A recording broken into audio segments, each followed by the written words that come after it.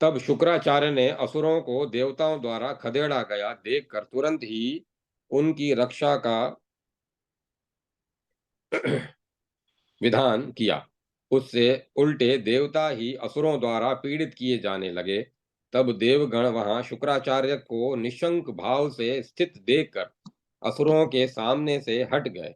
तदंतर ब्राह्मण शुक्राचार्य पूर्व में घटित हुए वृतांत का स्मरण करते हुए बहुत सोच विचार कर असुरों से हितकारक वचन बोले। असुरों, वामन द्वारा अपने 3 पगों से बलि द्वारा शासित संपूर्ण त्रिलोकी का राज्य छीन लिया गया।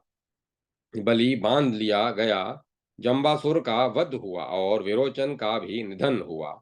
इस प्रकार 12 युद्धों में तुम लोगों ने जो प्रधान प्रधान महाबली असुर थे, वे सभी देवताओं द्वारा तरह तरह के उपायों का आश्रय लेकर मार डाले गए।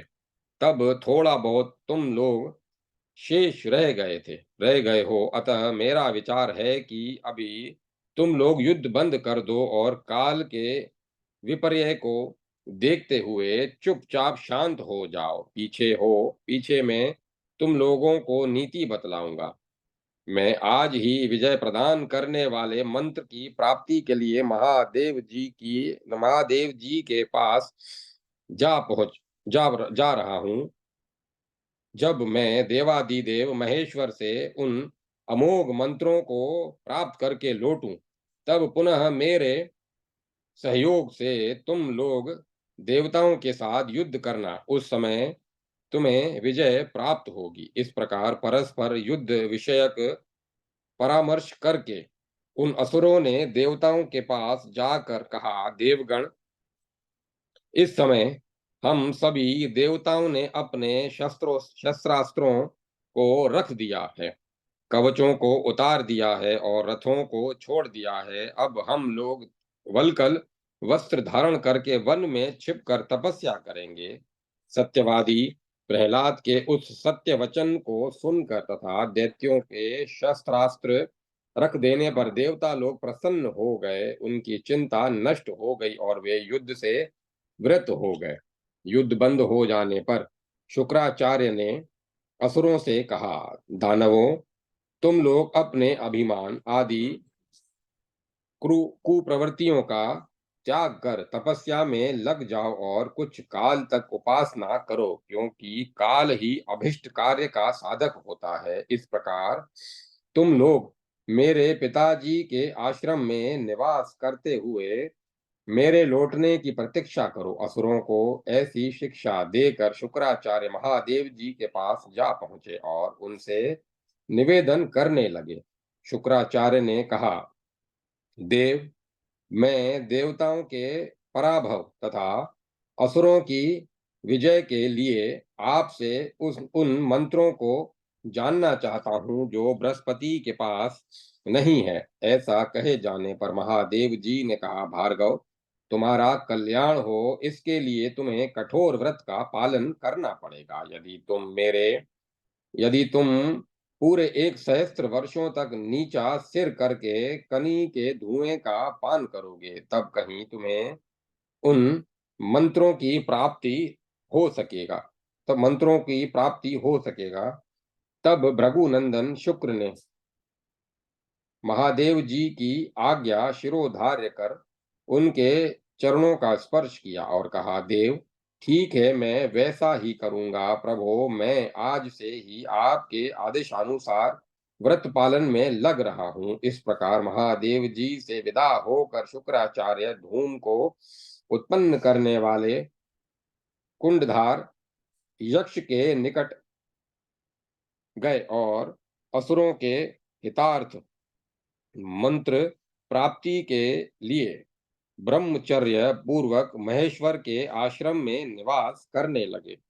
तदंतर जब देवताओं को यह ज्ञात हुआ कि असुरों द्वारा राज्य छोड़ने में ऐसी कूटनीति और यह छिद्र था, तब वे अमर्ष से भर गए। फिर तो वे संगठित हो कवच धारण कर हथियारों से सुसज्जित हो बृहस्पति जी को आगे करके असुरों पर टूट पड़े।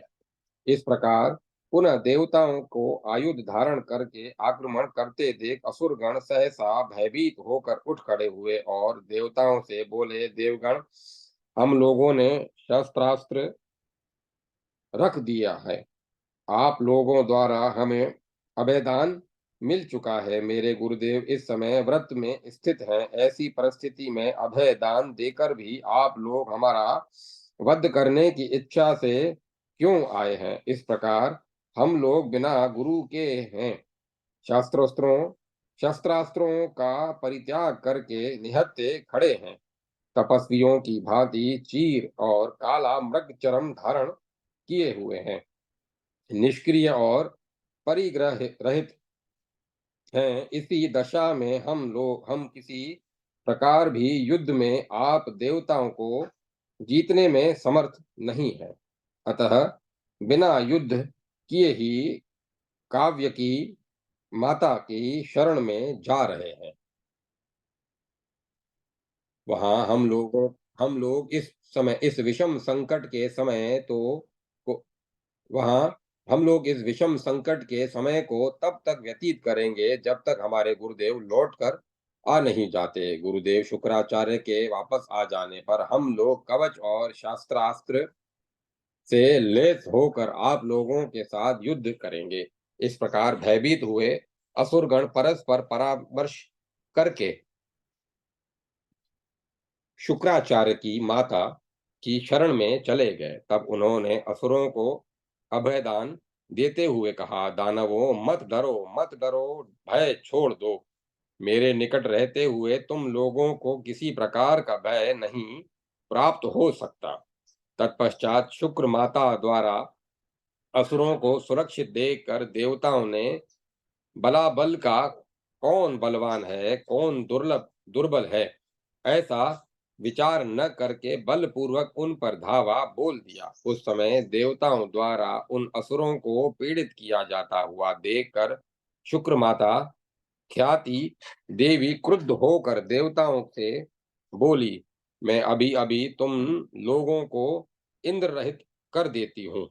उस समय उन तपस्विनी एवं योगिनी देवी ने सभी सामग्रियों को एकत्र करके अभिचार मंत्र का प्रयोग किया और बलपूर्वक इंद्र को स्तंभित कर दिया। अपने स्वामी इंद्र को स्तंभित हुआ देखकर देवगण से हो गए और इंद्र को असुरों के वशीभूत हुआ देखकर वहां से भाग खड़े हुए। देवगण के भाग जाने पर भगवान विष्णु ने इंद्र से कहा, सुरगण, तुम्हारा कल्याण हो, तुम मेरे शरीर में प्रवेश कर जाओ, मैं तुम्हें यहाँ से अन्यत्र पहुंचा दूंगा। ऐसा कहे जाने पर इंद्र भगवान विष्णु के शरीर में प्रविष्ट हो गए। इस प्रकार भगवान विष्णु द्वारा इंद्र को सुरक्षित देखकर ख्याति देवी कुपित होकर ऐसा वचन बोली, मग मगवन, मैं संपूर्ण प्राणियों के देखते देखते विष्णु सहित तुमको बलपूर्वक जलाए देती हूँ। तुम दोनों मेरे तपोबल को देखो। यह सुनकर वे दोनों देवता इंद्र और विष्णु भयभीत हो गए।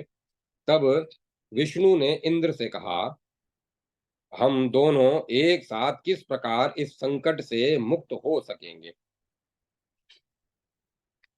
यह सुनकर इंद्र बोले, प्रभु, जब तक यह हम दोनों को जला नहीं देती उसके पूर्व ही आप इसे मार डालिए।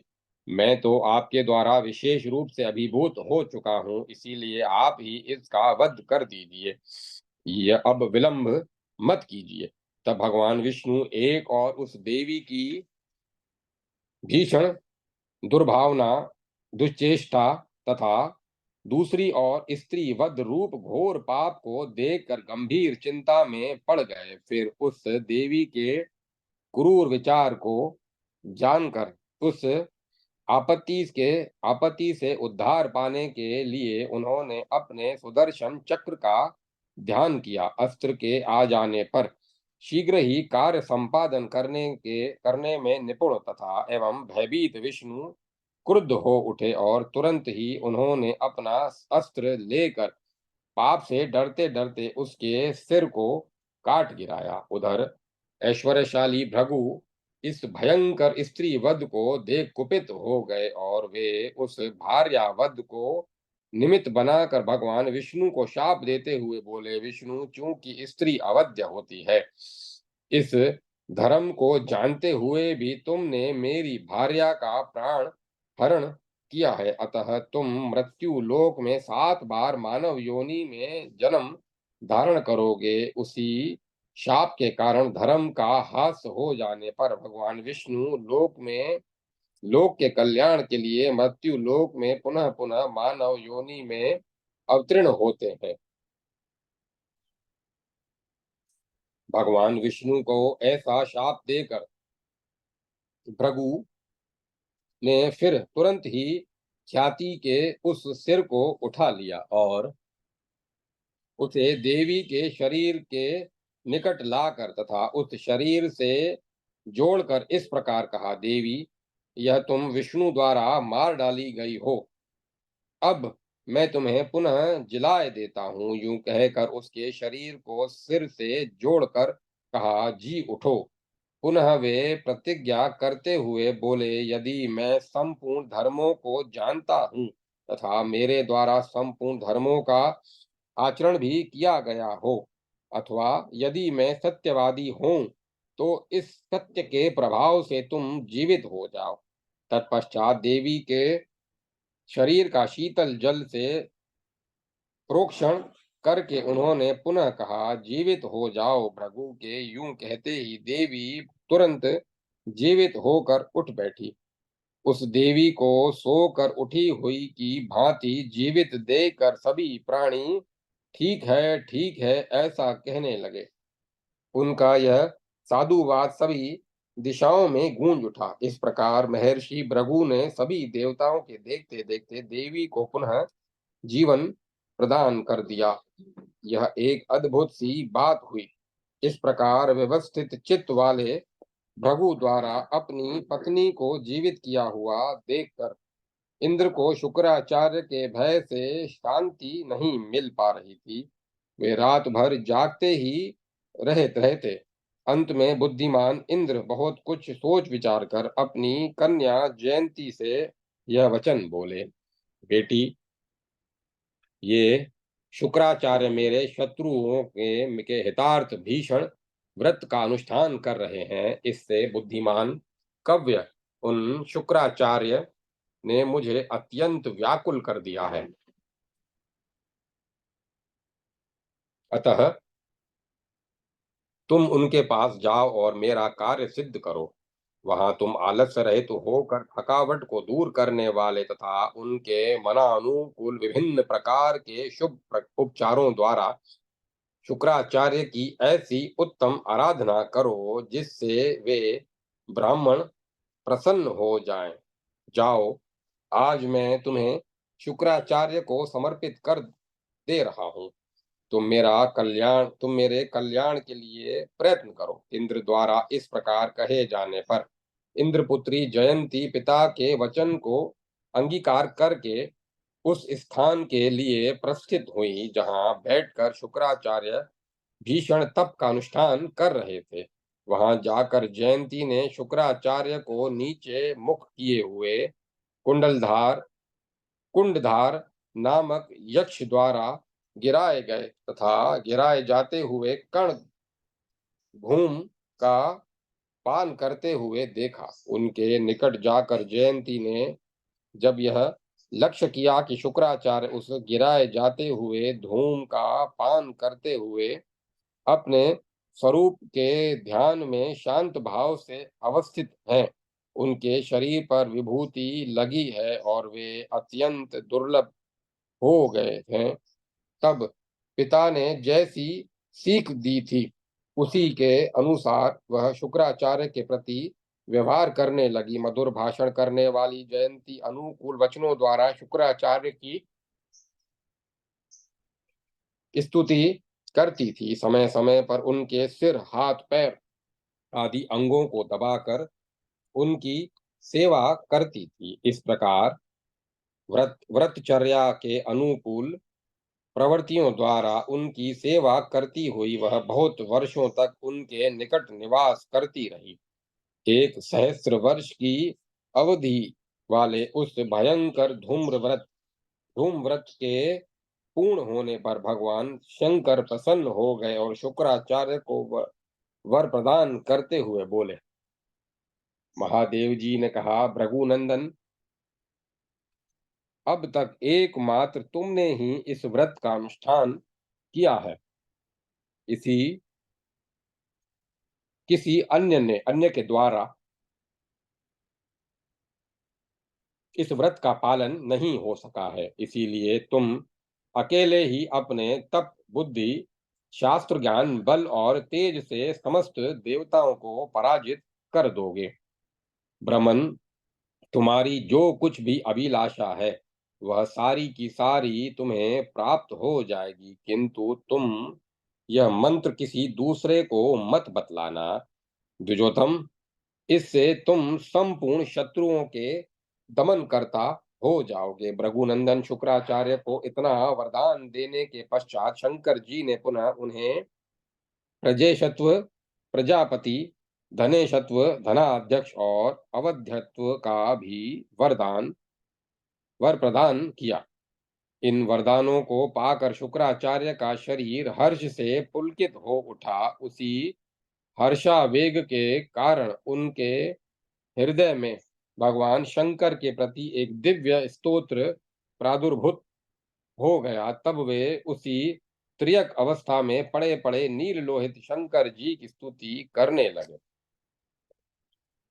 शुक्राचार्य ने कहा, प्रभो, आप क्षिति कंठ जगत की रक्षा के लिए हलाहल विष का पान करके उसके नील चिन्ह को कंठ में धारण करने वाले, अथवा कपूर गौर कंठ वाले कनिष्ठ ब्रह्मा के पुत्रों में सबसे छोटे रुद्र या अदिति के छोटे पुत्र रूप सुवर्चा अध्ययन एवं तप आदि से उत्पन्न हुए सुंदर तेज वाले, लेलिहान प्रलय काल में त्रिलोकी के संहारार्थ बारंबार जीभ लपाने वाले काव्य कवि या पंडित के लक्षणों से संपन्न संवत्सर रूप अंधस्पति सोमलता के, अथवा सभी अन्नों के स्वामी कपर्दी, जटाजूटधारी, कराल भीषण रूपधारी, हर्ष पीले नेत्रों वाले वृद्ध वर प्रदाता, संस्तुत पूर्ण रूप से प्रशंसित सुतीर्थ महान गुरु स्वरूप अथवा उत्तम तीर्थ स्वरूप देवताओं के अधीश्वर रहंस वेगशाली उष्णिशी, सिर पर पगड़ी धारण करने वाले सुवक्त्र सुंदर मुख वाले बहुरूप एकादश रुद्रों में से एक विधान करता वसुरेता अग्नि रूप रुद्र, समस्त प्राणियों के प्राण स्वरूप तपह स्वरूप चित्रवसा, चित्र विचित्र वस्त्रधारी, पुष्प बोना, मुक्त केश, खुली हुई जटाओं वाले सेनानी, सेनापति, रोहित मृग रूप धारी कवि, अतेंद्रिय विषयों के ज्ञाता, राज वृक्ष रुद्राक्ष वृक्ष स्वरूप तक्षक क्रीडन, नागराज तक्षक के साथ क्रीड़ा करने वाले, सहस्त्र शिरा हजारों मस्तकों वाले, सहस्त्राक्ष सहस्त्र नेत्रधारी, मिडुष सेता मस्तकों वाले, सहस्त्राक्ष सहस्त्र नेत्रधारी, मिडुष सेता अथवा स्तुति की वृद्धि करने वाले, वर्ण करने योग्य वर स्वरूप भव्य रूप सौंदर्यशाली श्वेत गौर वर्ण वाले पुरुष, आत्मनिष्ठ गिरीश कैलाश पर्वत पर शयन करता अर्क सबकी उत्पत्ति के हेतुभूत सूर्य, बलि, बल संपन्न, आजप्य, घृतपाई, सुतृप्त, परम संतुष्ट, सुवस्त्र, सुंदर वस्त्र पहनने वाले, धनवी, धनुर्धर, भार्गव, परशुराम स्वरूप, निशंगी, तुणीरधारी, तार, विशुभ के रक्षक, स्वच्छ, सुशोभन, नेत्रों से युक्त, श्रपण, भिक्षुक स्वरूप, ताम्र, अरुण अधरों वाले, भीम, एकादश रुद्रों में एक रुद्र, संहारक होने के कारण भयंकर उग्र, एकादश रुद्रों में एक रुद्र, निष्ठुर, तथा शिव, कल्याण स्वरूप को नमस्कार है। महादेव, देवताओं के भी पूज्य, सर्व प्रलय काल में सबके संहारक, विश्वरूप शिव, शिव रूप धारण करके जीवों के कल्याण करता, हिरण्य, सुवर्ण की उत्पत्ति के मूल कारण, वरिष्ठ, सर्वश्रेष्ठ, ज्येष्ठ, आदि देव, मध्यम, मध्यस्थ, वास्तु वास्तुष्पति, ग्रह क्षेत्र के पालक, पिनाक, पिनाक नामक धनुष के स्वामी, मुक्तिदाता, केवल असाधारण पुरुष, मृग व्याध, मृग रूपधारी, यज्ञ के लिए व्याध स्वरूप,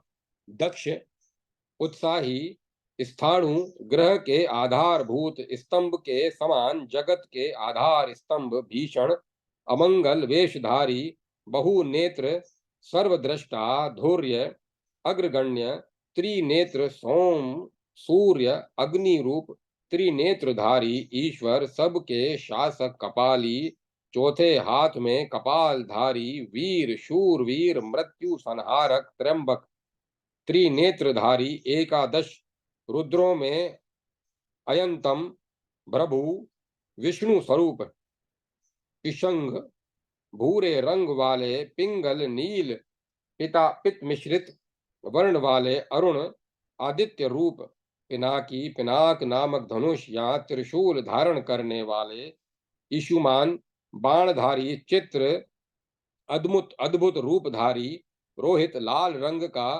मृग विशेष, दुर्दुम्ब्य, दुंदुबी के शब्दों को सुनकर प्रसन्न होने वाले, एकादश रुद्रों में एक रुद्र, एकमात्र शरण लेने योग्य, अज, एकादश रुद्रों में एक रुद्र, अजन्मा, बुद्धिदाता, अरण्य निवासी, गृहस्थ, ग्रह में निवास करने वाले, यति, सन्यासी, ब्रह्मचारी, ब्रह्मनिष्ठ, सांख्य, आत्मनाथ, विवेकशील, योग, चित्तवृत्ति के निरोध स्वरूप अथवा निर्बीज समाधि स्वरूप, व्यापी, सर्वव्यापक, दीक्षित, अष्ट मूर्तियों में एक मूर्ति, सोम याग के विशिष्ट यागकर्ता, अनाहत, हृदय स्थित, द्वादश दल, कमल रूप, चक्र के निवास, शर्व, दारुका वन में स्थित, मुनियों को मोहित करने वाले, भवेश, पार्वती के प्राणपति, यम, संहार काल में यम स्वरूप, रोधा, समुद्र तट की भांति, धर्म, हास के निरोधक, चेकितन, अतिशय ज्ञान संपन्न, ब्रह्मिष्ठ, वेदों के पारंगत विद्वान, महर्षि, वशिष्ठ आदि, चतुष्पाद, विश्व, तेजस, प्राग्ञ और शिव, ध्यान रूप चार पदों वाले, मैध्य, पवित्र स्वरूप, रक्षी, रक्षक, शीघ्रगामी, शिखंडी, जटाओं के ऊपर जटाग्र गच्छ को धारण करने वाले, कराल, ध्यानक, दृष्टि, दाणों वाले, वेधा, विश्व के सृष्टिकर्ता, भास्वर, दीप्तिमान स्वरूप वाले, प्रतीत, विख्यात, सुदीप्त, परम प्रकाशमान तथा सुमेधा, उत्कृष्ट बुद्धि संपन्न को नमस्कार है।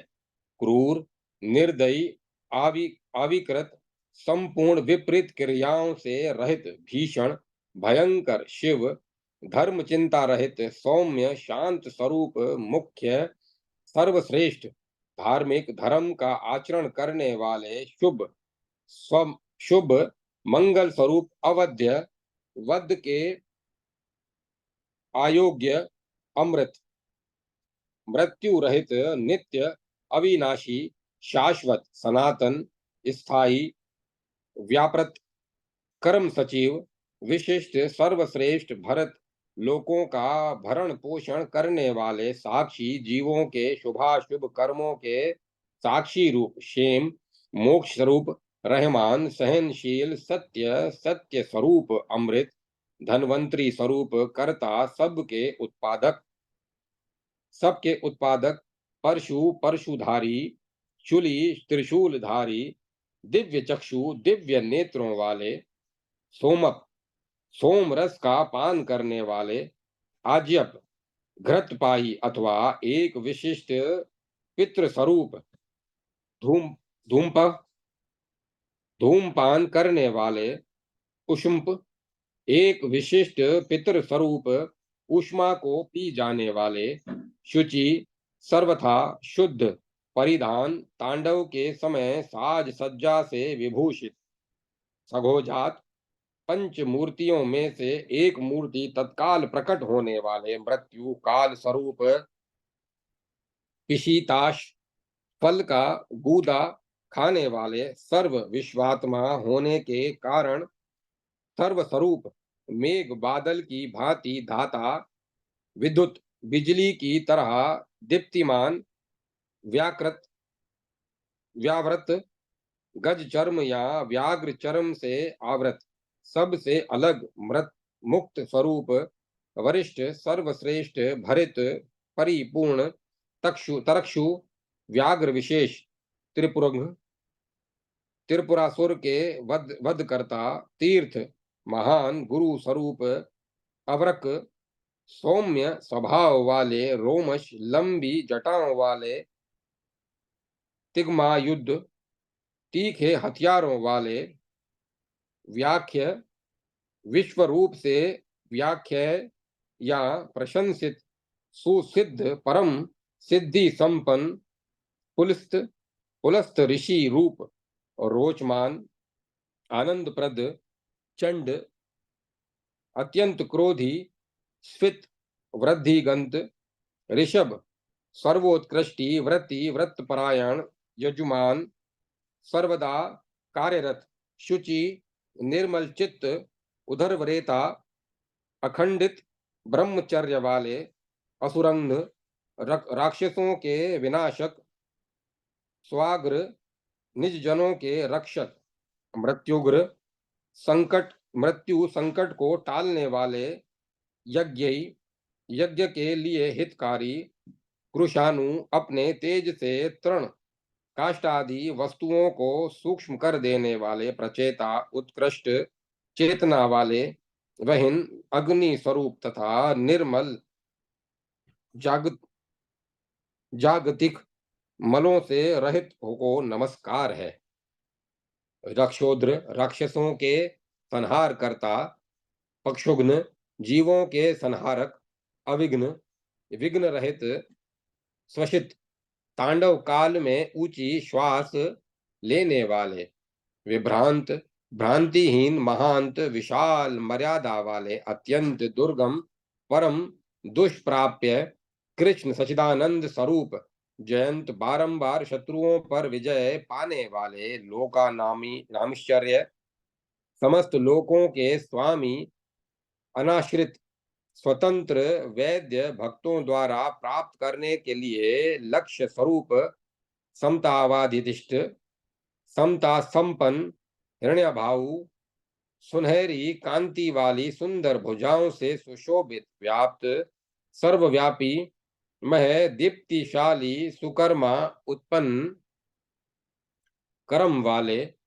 प्रसह, विशेष रूप से सहन करने योग्य, ईशान, नियंता, सुचक्षु, सुशोभन नेत्रों से युक्त, श्री प्रेक्षु शीघ्रता पूर्वक बाण चलाने वाले, सदश्रव उच्च श्रवा आदि उत्तम अश्वरूप, शिव निरुपाधि मोक्षद मोक्षदाता कपिल कपिल वर्ण, पिशंक कनक सदृश कांतिमान महादेव, ब्रह्मादि देवताओं के तथा ब्रह्मवादी मुनियों के देवता, धीमान उत्तम बुद्धि संपन्न महाकल्प, महाप्रलय काल में विशाल शरीर धारण करने वाले, दीप्त अत्यंत तेजस्वी, रोदन रुलाने वाले, हसनशील, दृढ़ धनवा, सुदर्ण धनुष वाले, कवची कवचधारी, रथी रथ के स्वामी, वरुथी भूतों एवं पिशाचों की सेना वाले, भृगुनाथ महर्षि भृगु के रक्षक, शुक्र अग्नि स्वरूप, ग्रहरेष्ट निकुंज प्रिय, वेदा ब्रह्म स्वरूप, अमोघ निष्फलता रहित, प्रशांत शांत चित्त, सुमेध सुंदर बुद्धि वाले तथा वृष धर्म स्वरूप हैं। आपको नमस्कार है भगवान। आप विश्व स्वरूप, कृतिवासा, गजासुर के चर्म को धारण करने वाले, पशुपति पशुओं के स्वामी और भूतपति भूत प्रेतों के अधीश्वर हैं। आपको बारंबार प्रणाम है। आप प्रणव ओमकार स्वरूप एवं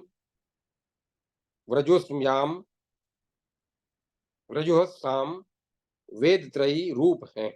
स्वाहा स्वधा वष्टकार ये तीनों आपके स्वरूप हैं तथा मंत्रों के आत्मा आप ही हैं। आपको अभिवादन है। आप त्वष्टा प्रजापति विश्वकर्मा धाता, सबको धारण करने वाले, कर्ता कर्मनिष्ठ, चक्षुश्रोत्रमय, दिव्य नेत्र एवं दिव्य श्रोत से युक्त, भूत भव्य भवेश, भूत भविष्य और वर्तमान के ज्ञाता और कर्मात्मा, कर्म स्वरूप हैं।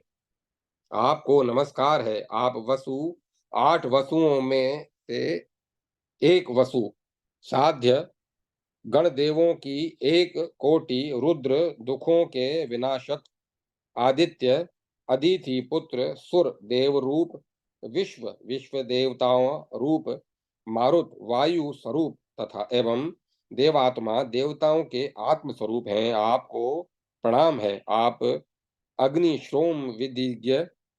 अग्निश्रोम नामक यज्ञ की विधि के ज्ञाता, पशु मंत्रोषध यज्ञ में प्रयुक्त होने वाले पशु मंत्र और औषध के निर्णेता, स्वयं उत्पन्न होने वाले, अज जन्म रहित अपूर्व प्रथम आघंत स्वरूप, प्रजापति प्रजाओं के स्वामी और ब्रह्मात्मा ब्रह्म स्वरूप हैं। आपको अभिवादन है। आप आत्मेश, मन के स्वामी, आत्मवश, मन को वश में रखने वाले, सर्वशाक्ति क्षय, समस्त ईश्वरों में सबसे बढ़कर सर्वभूतांग भूत, संपूर्ण जीवों के अंग भूत तथा भूतात्मा, समस्त प्राणियों के आत्मा है। आपको नमस्कार है। आप निर्गुण, सत्व रजस तमस, तीनों गुणों से परे, गुणज्ञ, तीनों गुणों के रहस्य के ज्ञाता, व्याकृत, रूपांतरित, अमृत स्वरूप, निरूपाख्य, अदृश्य मित्र, जीवों के हितैषी और योगात्मा, योग स्वरूप हैं। आपको न प्रणाम है। आप पृथ्वी मृत्यु लोक, अंतरिक्ष लोक, महर लोक, त्रिदिव्य स्वर्ग लोक, जन लोक, तप लोक, सत्य लोक और इस प्रकार लोकात्मा, सातों लोक स्वरूप आपको अभिवादन है। आप अव्यक्त निराकार रूप, महान पूज्य भूतादि समस्त प्राणियों के आदिभूत, इंद्रिय स्वरूप, आत्मज्ञ आत्म तत्व के ज्ञाता विशेष सर्वाधिक और सर्वात्मा संपूर्ण जीवों के आत्म स्वरूप है, आपको नमस्कार है। आप नित्य सनातन आत्मलिंग स्व प्रमाण स्वरूप सूक्ष्म अणु से भी अणु इत्र महान से भी महान शुद्ध शुद्ध ज्ञान संपन्न विभु सर्वव्यापक और मोक्षात्मा मोक्ष रूप हैं, आपको प्रणाम है। यहाँ तीनों लोकों में आपके लिए मेरा नमस्कार है तथा इनके अतिरिक्त अन्य तीन परलोकों में भी मैं आपको प्रणाम करता हूँ। इसी प्रकार महरलोक से लेकर सत्यलोक पर्यंत चारों लोकों में मैं आपको अभिवादन करता हूँ।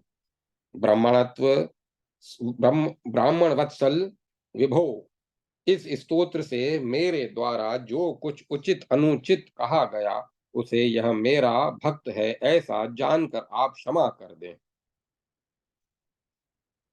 सुत जी कहते हैं, ऋषियों तदंतर शुक्राचार्य देवादिदेव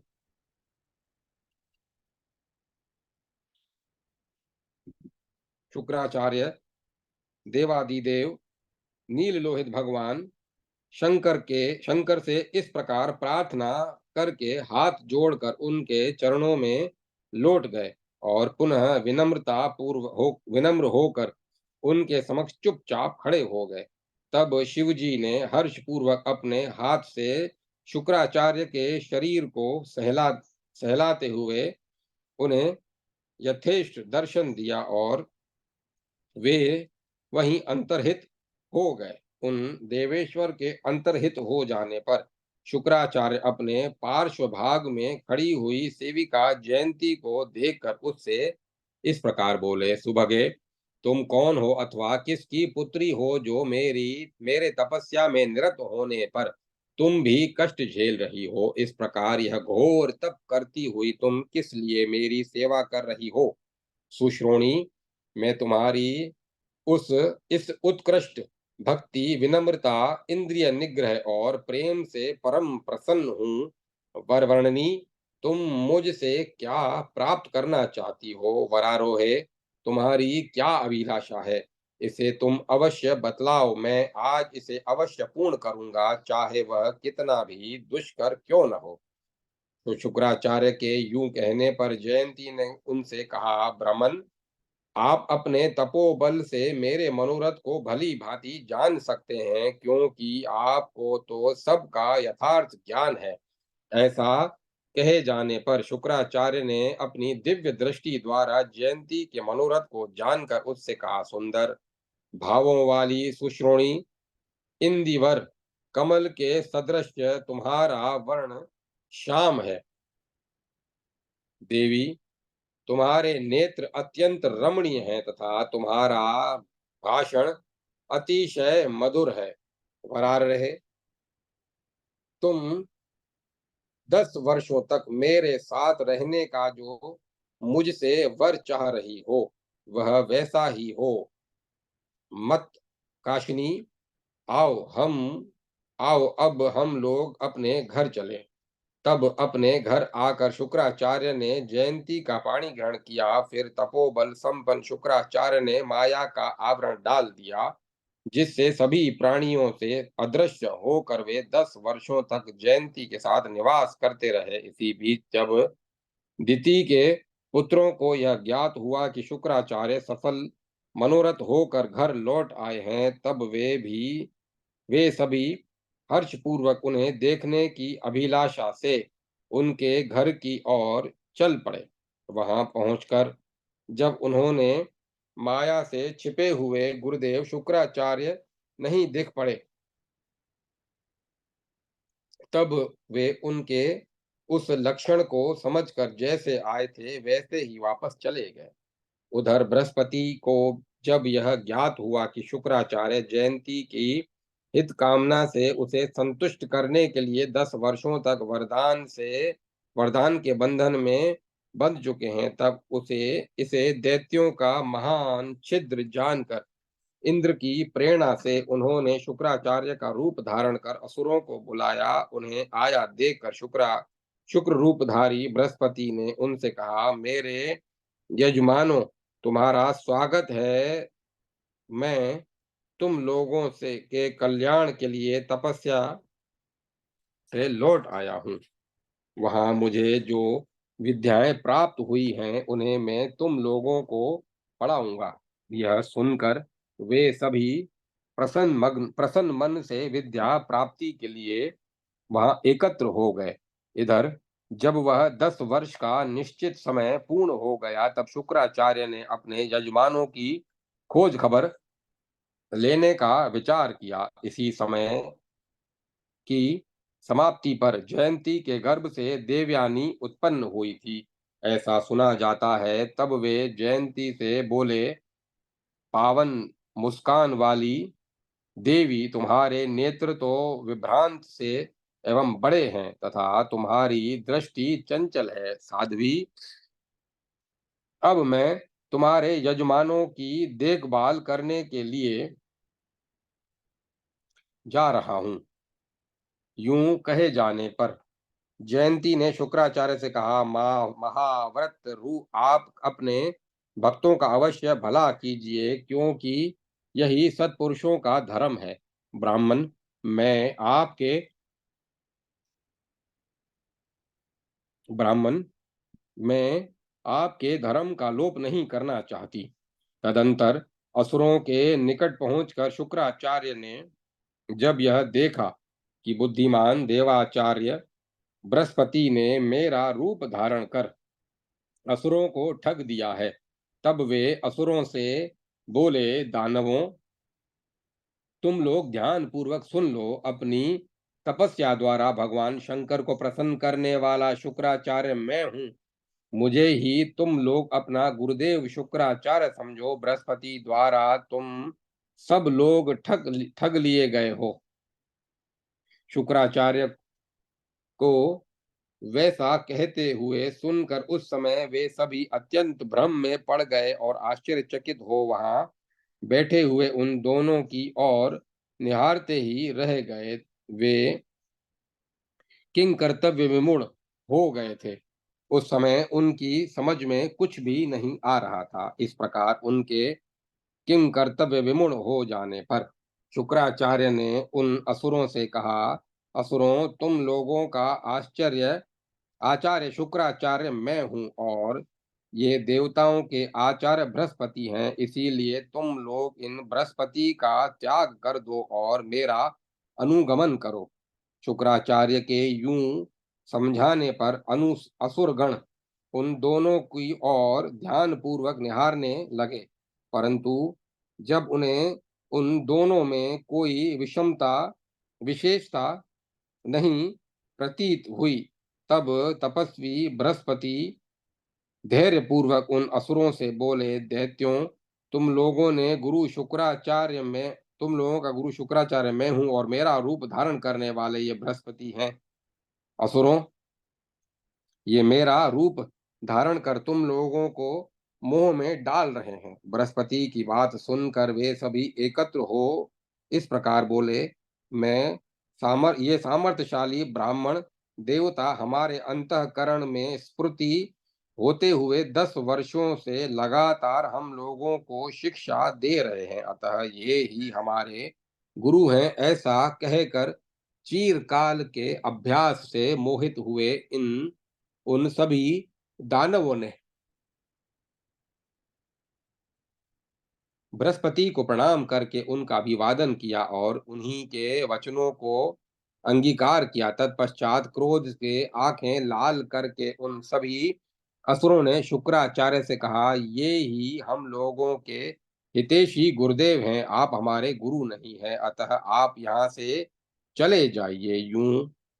चाहे चाहे शुक्राचार्य हो अथवा बृहस्पति ही क्यों न हो, ये ही हमारे ऐश्वर्यशाली गुरुदेव हैं। हम लोग इन्हीं की आज्ञा में स्थित हैं, अतः आपके लिए ये अच्छा होगा कि आप यहाँ से शीघ्र चले जाइए, विलंब मत कीजिए। ऐसा कहकर सभी असुर बृहस्पति के निकट चले आए।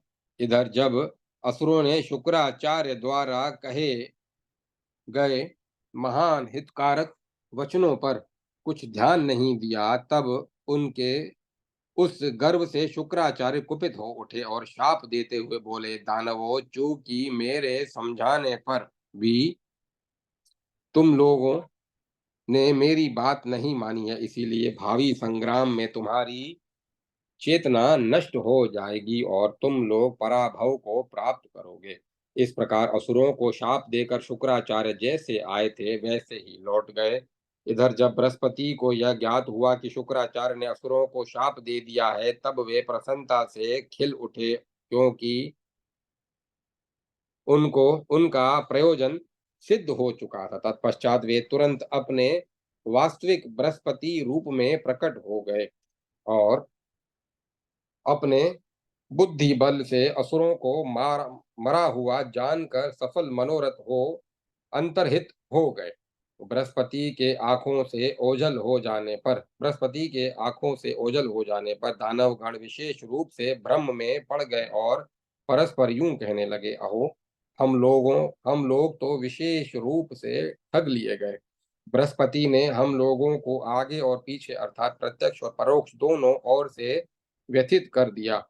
इन्होंने उन्होंने अपनी माया द्वारा सहायक सहित हम लोगों को अपनी अपनी वस्तुओं से वंचित कर दिया। इस प्रकार असंतुष्ट हुए वे सभी दानव प्रहलाद को आगे कर पुनः उन्हें शुक्राचार्य का अनुगमन करने के लिए तुरंत प्रस्थित हुए और शुक्राचार्य के निकट पहुंचकर नीचे मुख किए हुए उन्हें घेर कर खड़े हो गए। तब अपने यजमानों को पुनः आया देखकर शुक्राचार्य ने उनसे कहा, दानवों, चूंकि मेरे द्वारा भली भांति समझाए जाने पर भी तुम सब लोगों ने मेरा अभिनंदन नहीं किया, इसीलिए मेरे प्रति किए हुए इस उस अपमान के कारण तुम लोग पराभव को प्राप्त हुए हो। शुक्राचार्य के यूं कहने पर प्रहलाद जी की आंखों में आंसू उमड़ आए। तब वे गदगद वाणी द्वारा उनसे प्रार्थना करते हुए बोले, भृगुनंदन,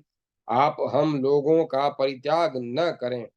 भार्गव, हम लोग आप से आपके आश्रित सेवक और भक्त हैं, इसीलिए आप हमें अपनाइए। आपने आपके अदृष्ट हो जाने पर देवाचार्य बृहस्पति ने हम लोगों को मोह में डाल दिया था। आप अपनी दीर्घकालिक तपस्या द्वारा अर्जित दिव्य दृष्टि द्वारा स्वयं अपने भक्तों को जान सकते हैं। भृगुनंदन, यदि आप हम लोगों पर कृपा नहीं करेंगे और हम लोगों का अनिष्ट चिंतन ही करते रहेंगे, तो हम लोग आज ही रसातल में प्रवेश कर जाएंगे। इस प्रकार अनुनय विनय किए जाने पर शुक्राचार्य ने दिव्य दृष्टि द्वारा यथार्थ तत्व को समझ लिया। तब उनके हृदय में करुणा और अनुकंपा उमड़ आई और वे बोले, प्रहलाद, और वे उमड़े हुए क्रोध को रोककर उन असुरों से इस प्रकार बोले, प्रहलाद, न तो तुम लोग डरो और न रसातल को ही जाओ। यूं तो जो अवश्याम्भी इष्ट अनिष्ट कार्य हैं वे ही मेरे जागरूक रहने पर भी तुम लोगों को प्राप्त होंगे, उन्हें अन्यथा नहीं किया जा सकता, क्योंकि देव का विधान सबसे बलवान होता है। मेरे शापानुसार तुम लोगों की विधान तुम लोगों की जो चेतना नष्ट हो गई है, उसे तो तुम लोग आज ही प्राप्त कर लोगे। साथ ही विपरीत समय आने पर तुम लोगों को देवताओं पर विजय पा लेने पर एक फिर तो पा लेने पर भी एक बार पाताल में जाना पड़ेगा, क्योंकि ब्रह्मा ने पहले ही ऐसा बतलाया है। मेरी ही कृपा से तुम लोगों ने देवताओं के मस्तक पर पैर रखकर समूचे 10 युग पर्यंत त्रिलोकी के ऊर्जस्वी राज्य का उपभोग किया।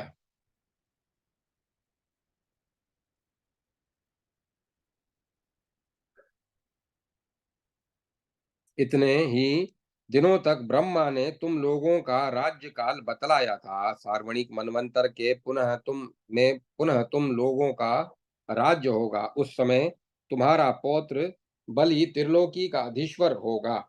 ऐसा स्वयं भगवान विष्णु ने वाणी द्वारा त्रिलोकी के अपहरण कर लेने पर तुम्हारे पौत्र से परस्पर वार्तालाप के प्रसंग में कहा है था। वे सारी बातें अब इसके लिए घटित होंगी, क्योंकि इसकी प्रवृत्तियां 10 वर्षों तक उत्तम बनी रही। इसीलिए इसके व्यवहार से प्रसन्न होकर स्वयंभू ने तुम्हें यह राज्य प्रदान किया। देव राज्य पर बलि अधिष्ठित होगा, ऐसा मुझसे भगवान शंकर ने भी कहा था। इसी कारण यह वह काल की प्रतीक्षा करता हुआ जीवों के नेत्रों के अगोचर होकर अवस्थित है। इस उस समय प्रसन्न हुए स्वयंभू ने तुम्हें एक दूसरा वरदान भी दिया था। इसीलिए तुम असुर सहित निरुत्सुक रहकर काल की प्रतीक्षा करो। विभो, यद्यपि मैं भविष्य की सारी बातें जानता हूँ, तथापि मैं पहले ही तुमसे उन घटनाओं का वर्णन नहीं कर सकता, क्योंकि ब्रह्मा जी ने मुझे मना कर दिया है। मेरे ये दोनों शिष्य चंड और अमृक, जो बृहस्पति के समान प्रभावशाली हैं, देवताओं के साथ ही उत्पन्न हुए, तुम सब लोगों की रक्षा करेंगे। सरलता पूर्वक कार्य को संपन्न करने वाले इस प्रकार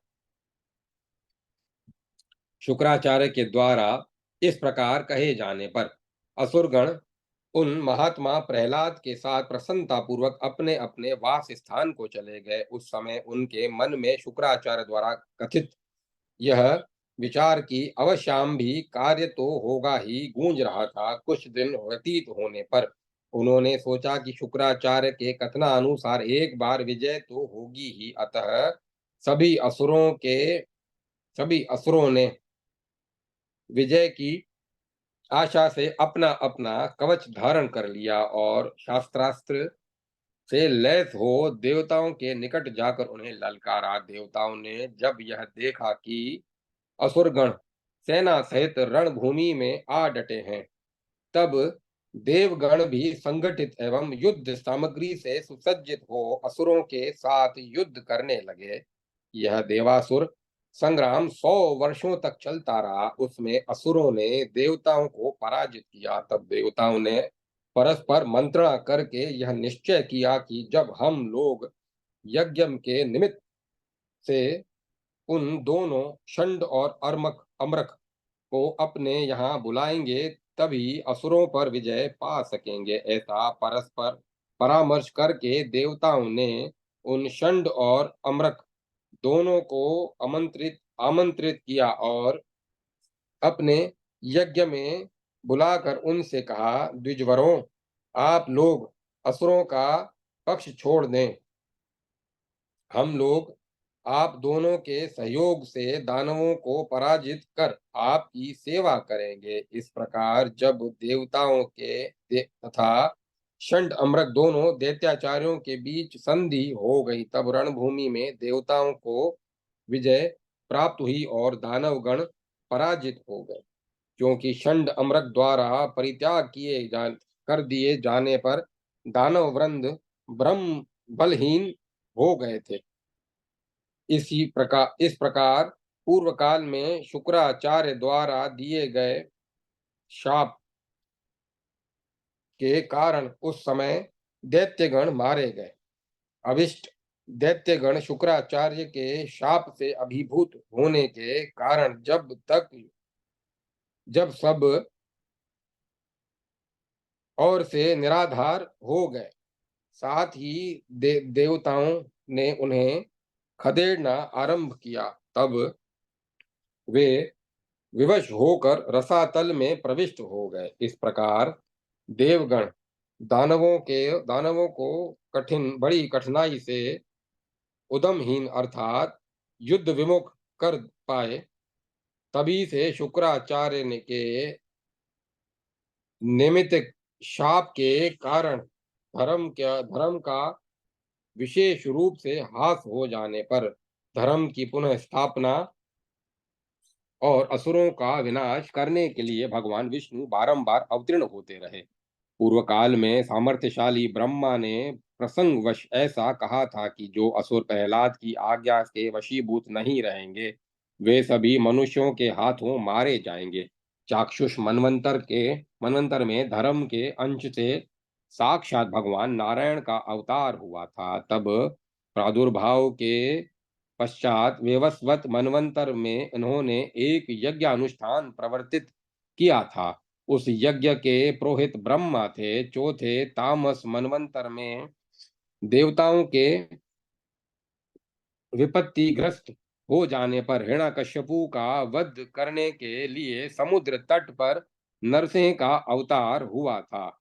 उस समय उस इस द्वितीय नरसिंह अवतार के में रुद्र पुरोहित पद पर आसीन थे। सातवें वैवस्वत मनवंतर के त्रेता युग में जब त्रिलोकी पर बलि का अधिकार था, उस समय तीसरा वामन अवतार हुआ। उस कार्यकाल में धर्म पुरोहित का पद संभाल रहे थे। द्विजवरों, भगवान विष्णु की ये तीन दिव्य उत्पत्तियां बतलाई गई हैं। अब अन्य सात संभूतियां भी जो भृगु के शाप वश मानव योनि में हुई हैं, उन्हें सुनिए। प्रथम त्रेता युग में जब धर्म का चतुर्थांश नष्ट हो गया था, भगवान मार्तंडेय को पुरोहित बनाकर दत्तात्रेय के रूप में अवतीर्ण हुए थे। 15वें त्रेता युग में चक्रवर्ती मानधाता के रूप में सातवां अवतार हुआ था। उस समय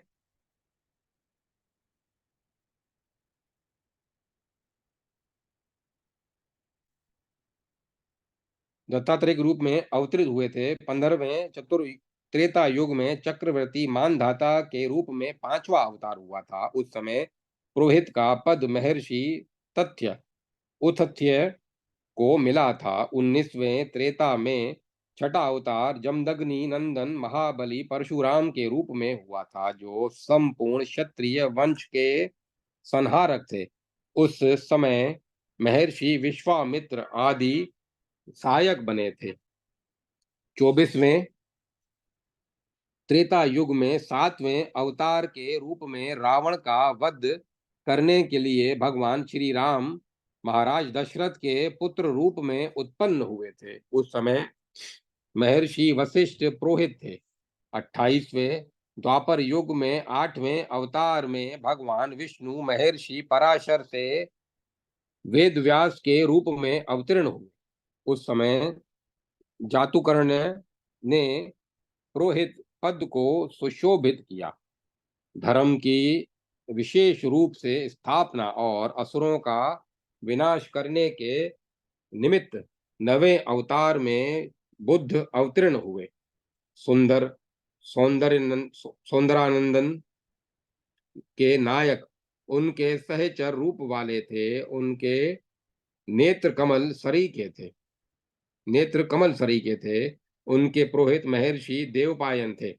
इसी युग की समाप्ति के समय जब संध्या मात्र अवशिष्ट रह जाएगी, विष्णु यश के पुत्र रूप में कल्कि का अवतार होगा। इसी भावी 10वें अवतार में पराशर पुत्र व्यास और याज्ञवल्क्य पुरोहित का कार्यभार संभालेंगे।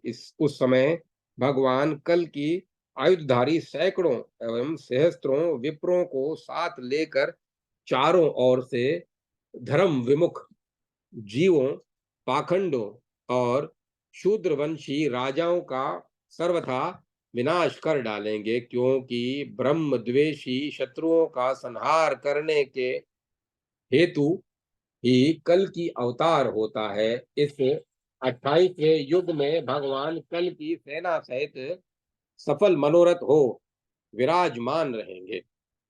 उस समय वे बलशाली भगवान उन धर्महीन शूद्रों का समूल विनाश करके अपने राज चक्र का विस्तार करते हुए पापियों का संहार कर डालेंगे। तदुपरांत कल की अपना पूरा कार्य पूरा करके सेना सहित विश्राम लाभ करेंगे। उस समय सारी प्रजाएं उनके प्रभाव से समृद्धशालिनी होकर उनकी सेवा में लग जाएंगी।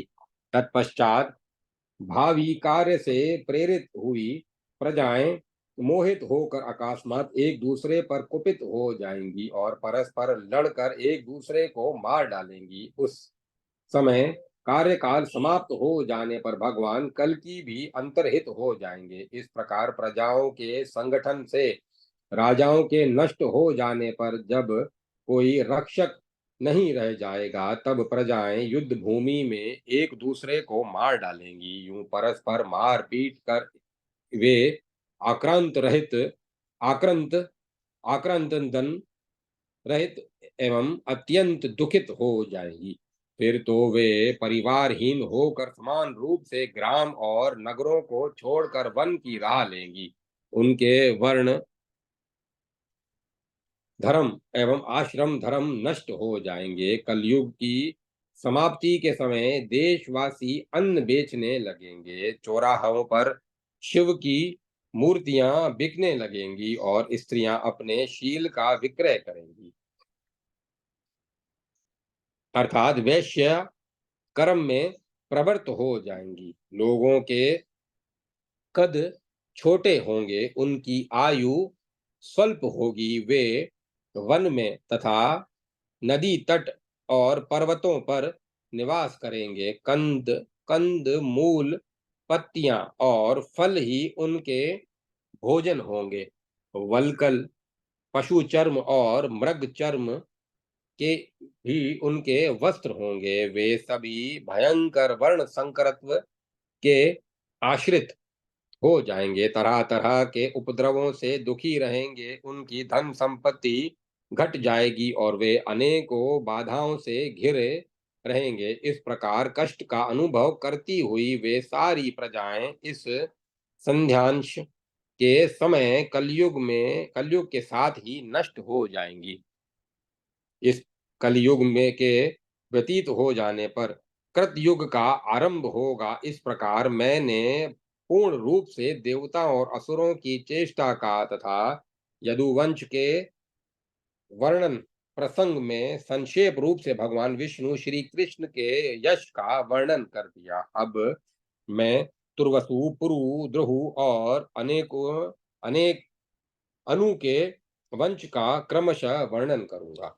इस प्रकार श्री मत्स्य महापुराण में असुर शाप नामक 47वां अध्याय संपूर्ण हुआ। जय माता सरस्वती, जय मां सरस्वती। ओम नमः शिवाय। ओम नमो भगवते वासुदेवाय। ओम नमो नारायण। ओम तत्सत। ओम तत्सत। ओम तत्सत। अब कथा को विराम दिया जाता है।